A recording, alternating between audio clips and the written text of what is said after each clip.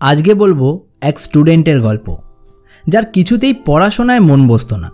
সে চেষ্টা তো করতো পড়তে বসে ফোকাস করতে, কনসেন্ট্রেশনের সঙ্গে একটা সাবজেক্টকে পড়তে, কিন্তু তার মন কিছুতেই এক জায়গায় স্থির হতো না। তার মন শুধু পড়তে বসলেই বিভিন্ন আলাদা আলাদা দিকে চঞ্চল হয়ে চলে যেত। সেই ছেলেটার বাবা মাও তাদের ছেলেকে নিয়ে বেশ চিন্তায় ছিল। তো এক বছর গরমের ছুটিতে সে তার বাবা মায়ের সঙ্গে গ্রামের বাড়িতে ঘুরতে যায়। সেই গ্রামে একটা বৌদ্ধ আশ্রম ছিল, যেখানে থাকা বৌদ্ধ সন্ন্যাসী সেই গ্রামের মানুষজনের কাছে বেশ জনপ্রিয় ছিলেন। গ্রামের মানুষেরা বিভিন্ন সময় নিজেদের আলাদা আলাদা সমস্যা নিয়ে তার কাছে যেত, আর সেই বৌদ্ধ সন্ন্যাসী গ্রামের মানুষদের বিভিন্ন সমাধান, বিভিন্ন উপদেশ দিয়ে সাহায্য করতেন। তো সেই ছেলেটার বাবাও গ্রামের মানুষদের কাছে সেই বৌদ্ধ সন্ন্যাসীর কথা শুনে তার কাছে ছেলেকে নিয়ে গেলেন ছেলের ব্যাপারে কিছু উপদেশ নিতে। গিয়ে তিনি বৌদ্ধ সন্ন্যাসীকে তার সমস্যার কথা ভালোভাবে বুঝিয়ে বললেন। বৌদ্ধ সন্ন্যাসী সব শুনে সেই ছেলেটিকে বললেন, আমরা কোনো কাজে ফোকাস করতে পারি না, মন লাগাতে পারি না, প্রধানত দুটো কারণের জন্য। এক হলো যেটা আমরা করছি সেটাই আমাদের কোনো ইন্টারেস্ট নেই, আর দুই হলো আমরা সেই কাজটা করার থেকে বেশি সেই কাজের ভবিষ্যৎ নিয়ে ভালো অথবা খারাপ চিন্তায় আছি। আর সেই কাজের রেজাল্ট বা ফলাফলের চিন্তা আমাদের মনকে এতটাই চঞ্চল করে দিচ্ছে যে আমরা সেই কাজটার প্রতি আর ফোকাস রাখতে পারছি না। এই কারণগুলো তুমি পড়াশোনা করো কিংবা অন্য যাই করো, সব ক্ষেত্রেই কিন্তু প্রযোজ্য। এবার প্রশ্ন হলো যে সমস্যা তো আমরা বুঝতে পারলাম, কিন্তু এর সমাধান কি? প্রথম যে কারণ, তার সমাধানের জন্য তোমাকে নিজের মধ্যে পড়াশোনার প্রতি ইন্টারেস্ট তৈরি করতে হবে। তার জন্য তুমি একটা কাজ করতে পারো। প্রথমত, তুমি নিজের ভবিষ্যতের লক্ষ্যকে খাতায় লেখো। তুমি বড় হয়ে কি হতে চাও, কেন হতে চাও, আর যেটা তুমি হতে চাও সেটা হয় তুমি নিজের জীবনে কি কি পরিবর্তন আনতে চাও, তোমার পরিবারের অন্য মানুষদের জীবনে কি কি পরিবর্তন আনতে চাও, এবং তুমি যেটা হতে চাও সেটা হয়ে তুমি এই সমাজে কি কি পরিবর্তন আনতে চাও, এই সবগুলো সবার প্রথমে খাতায় লেখো। আর সেই লেখাটা তোমার চোখের সামনে কোনো দেওয়ালে টাঙিয়ে রাখো। এটা তোমাকে মোটিভেট করবে তোমার পড়াশোনাকে ভালোবাসতে। এটা তোমাকে বই খুলে পড়তে বসা অবধি অন্তত মোটিভেট করে দেবে। এরপর তোমার সামনে আসবে দ্বিতীয় সমস্যা বা কারণ, যে সমস্যাটা তোমার প্রধান সমস্যা, পড়তে বসে মন চঞ্চল হয়ে যাওয়া, ফোকাস করতে না পারা, কনসেন্ট্রেট করতে না পারা। এই সমস্যাকে দূর করতে হলে তোমাকে বর্তমানে নিজের মনকে স্থির রাখতে শিখতে হবে। যে চঞ্চল মন বারবার ভবিষ্যতের ফলাফলের দিকে চিন্তা করে হয় খুব আনন্দে উত্তেজিত হয়ে যায়, নয়তো দুশ্চিন্তায় পড়ে যায়। দুটো ক্ষেত্রেই কিন্তু মন চঞ্চল হয়ে বর্তমানে যেটা পড়ছো সেটা থেকে সরে গিয়ে তোমার ফোকাস নষ্ট করে দেয়। তাই সবার আগে তোমাকে বর্তমানে নিজের মনকে রাখতে শিখতে হবে। কিন্তু আমাদের মন আমাদের নিয়ন্ত্রণে অত সহজে আসতে চায় না। তার জন্য আমাদের নিজের জীবনে কিছু ছোটোখাটো পরিবর্তন আনতে হয়। কিছু ছোট ছোট অভ্যাস আমাদের নিজের জীবনে তৈরি করতে হয়, যেগুলো ধীরে ধীরে আমাদের মনকে বর্তমানে স্থির করতে সাহায্য করে। তার মধ্যে প্রথম অভ্যাসটা হলো মনের মধ্যে আসা সমস্ত রকম চিন্তাকে সত্যি না মানা। পড়তে বসে যখন আমরা ভবিষ্যতের ফলাফলের কথা বা ভবিষ্যতের কথা চিন্তা করি, তখন আমাদের মধ্যে ভবিষ্যৎ নিয়ে হয় ভালো চিন্তা আসে, নয়তো খারাপ চিন্তা আসে। আমাদের কল্পনায় সেই ফলাফলের একটা ছবি ভেসে ওঠে, আর আমরা সাবকনসিয়াসলি সেটাকে সত্যি মেনে নিই। এটাই আমাদের মনের মধ্যে আরও বেশি করে অ্যাংজাইটি তৈরি করে, আর আমাদের মন চঞ্চল হয়ে নিজের ফোকাস হারিয়ে ফেলে। কিন্তু বাস্তবটা হলো আমাদের মনের মধ্যে আসা এই চিন্তাগুলোর বেশিরভাগই অলীক কল্পনা হয়। এর মধ্যে বেশিরভাগ চিন্তাই কোনোদিনও সত্যি হয় না। আর মজার ব্যাপার হলো, যেটা সত্যি নয়, যেটা হয়তো কোনোদিন আমাদের জীবনে ঘটবেই না, সেটা নিয়ে অলীক কল্পনা করে সেটাকে সত্যি ভেবে আমরা তার ফলাফল এখনই অনেকটা ভুগে নিই। অন্তত মানসিক লেভেলে তো বটেই।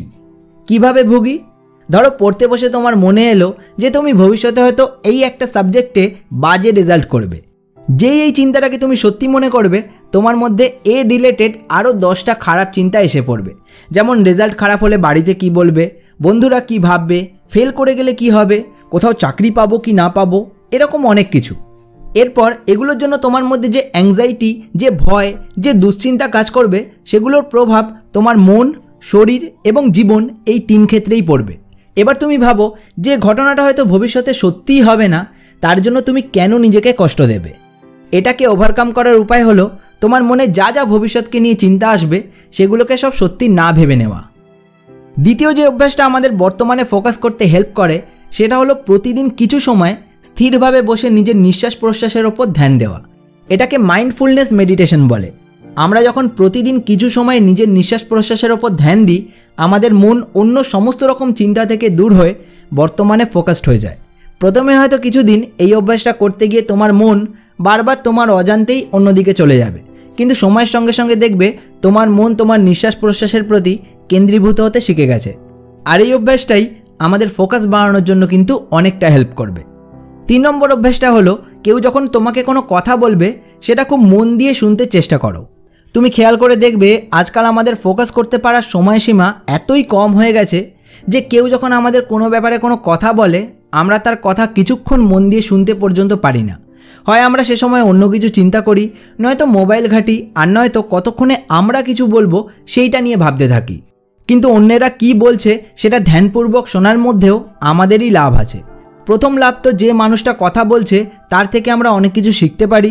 দ্বিতীয় লাভটা হলো সেই মানুষটার কাছে আমাদের গুরুত্ব বাড়ে, কারণ আমরা তাদেরকে বেশি গুরুত্ব দিই যারা আমাদের কথা মন দিয়ে শোনে।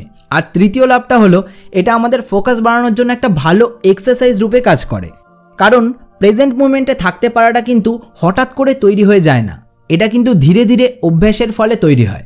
আর আমরা যদি আমাদের জীবনের প্রতিদিনের সাধারণ যে ঘটনা সেগুলোর মাধ্যমেই এই অভ্যাসটা তৈরি করতে পারি, তাহলে আমাদের এটার জন্য আলাদা করে আর পরিশ্রম করতে হবে না। আর আমাদের জীবনের প্রতিদিনের ঘটনার মধ্যে একটা ঘটনা হলো কেউ না কেউ আমাদের কিছু না কিছু বলবেই, আর আমরা হয় মন দিয়ে সেটা শুনবো আর নয়তো মন না দিয়ে সেটা শুনবো। তাই আমাদের যখন শুনতেই হবে, তাই এই সুযোগে প্র্যাকটিসটাও আমরা করে নিতে পারি, যেটা আমাদের ঘুরিয়ে আমাদের পড়াশোনা বা কাজে হেল্প করবে। তাই এখন থেকে কেউ কিছু বললে চেষ্টা করো তার কথা খুব মন দিয়ে শোনার। প্রতিদিনের কাজের মধ্যে আর একটা কাজ পড়ে আমাদের খাওয়া, আর আমরা যাই করি না কেন প্রতিদিন খাবো তো অবশ্যই। আর এটাই হলো আমাদের 4 নম্বর অভ্যাস, যেটা হলো খাওয়ার সময় অন্য কিছু না করে শুধু খাওয়ার দিকেই ধ্যান দেওয়া। খেতে বসে কথা না বলতে, মোবাইল না ঘাঁটতে, টিভি না দেখতে আমাদের বাড়ির বড়রা সবসময় বলে থাকে। কিন্তু সমস্যা হলো আমাদের মধ্যে বেশিরভাগ মানুষই আজকাল খাবার সময় শুধু খাওয়ার দিকে ছাড়া বাকি সব দিকেই ধ্যান দিই। হয় কারো সঙ্গে কথা বলি, নয়তো মোবাইল ঘাঁটি, নয়তো টিভি দেখি। আর এগুলো কিছু না করলেও বিভিন্ন রকমের চিন্তা করি। কিন্তু খাওয়ার সময় যদি আমরা শুধুমাত্র খাওয়ার দিকেই ধ্যান দিই, কী খাচ্ছি, তার স্বাদটা কেমন, তা ধ্যানপূর্বক গ্রহণ করি, তাহলে এটা আমাদের স্বাস্থ্যের পক্ষেও ভালো, আর এটা আমাদের মনকে এক জায়গায় ফোকাস করার ক্ষেত্রেও অনেক উপযোগী।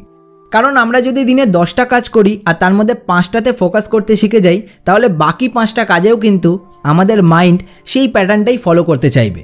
তখন কিন্তু তুমি দেখবে পড়তে বসে তোমার আর জোর করে ফোকাস করতে হচ্ছে না, অটোমেটিক্যালি তোমার মাইন্ড পড়ার ক্ষেত্রেও সেই ফোকাস করার অভ্যাসটাই কাজে লাগাতে চাইছে। আর 5 নম্বর অভ্যাসটা হলো পর্যাপ্ত ঘুম। আমাদের মধ্যে বেশিরভাগ মানুষই আজকাল আমাদের ব্রেনকে পর্যাপ্ত রেস্ট দিই না, অর্থাৎ পর্যাপ্ত ঘুমাই না। সেই জন্য কিন্তু আমাদের ব্রেন সারাদিন টায়ার্ড থাকে, আর টায়ার্ড থাকলে আমাদের শরীর হোক কিংবা আমাদের মন যে কাজটা তাদের কঠিন বলে মনে হয় তাতে ফোকাস করতে চায় না। আর পড়াশোনাটা আমাদের মধ্যে বেশিরভাগ মানুষের কাছেই কিন্তু একটা কঠিন কাজ বলেই মনে হয়। তাই আমাদের ব্রেনকে পর্যাপ্ত রেস্ট দিয়ে আমাদের সবসময় এনার্জেটিক রাখতে হবে। সেই জন্য আজ থেকে নিজের ঘুমের টাইমকে অবশ্যই ঠিক করো।